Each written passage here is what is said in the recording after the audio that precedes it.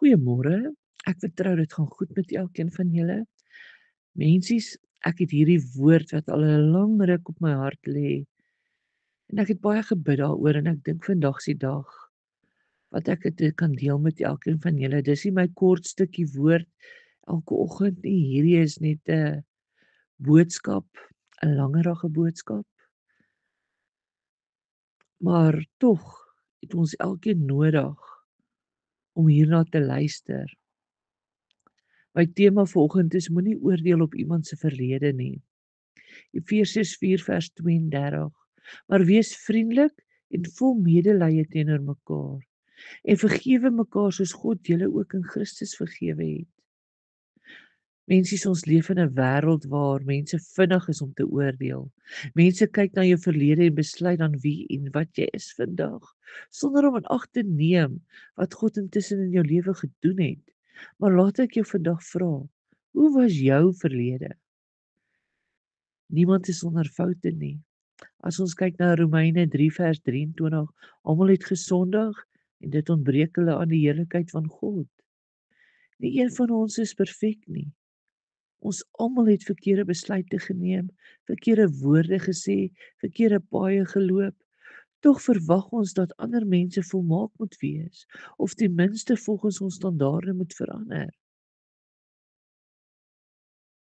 Het jy al iemand nodig gehad om jou te vergewe? Het jy al iemand anders vergewe reguit uit jou hart uit? Dink 'n bietjie daaroor. Om te oordeel hou mense vas in hul verlede.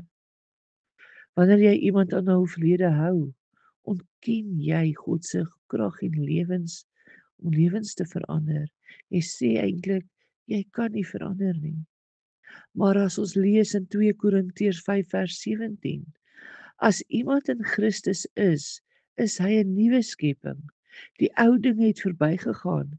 Kyk, dit het nuut geword. Wie is jy of ek om iemand te hou aan iets wat God al vergewe het? Die ergste is dat bitterheid maak jou siek. Vergewing maak jou vry. Onvergewensgesindheid en haat is soos gif wat jy drink terwyl jy hoop iemand anders gaan sterf. Dit vernietig jou, nie die ander persoon nie. Dis hoekom Jesus aan die kruis gesê het: Vader, vergewe hulle, selfs in pyn kies hy vergewing, want vergewing bring genesing. Efesiërs 4:31 sê, ons moet wegdoen met bitterheid, woede en kwaadpraat. As jy iemand vandag vashou in hulle verlede, laat hulle gaan. Laat God die werk doen wat net hy kan dit doen. Genade vir ander is genade vir jouself. Dalk het jy self iemand nodig wat jou nie meer aan jou verlede herinner nie. Dalk het jy nodig om vandag jouself ook te vergewe.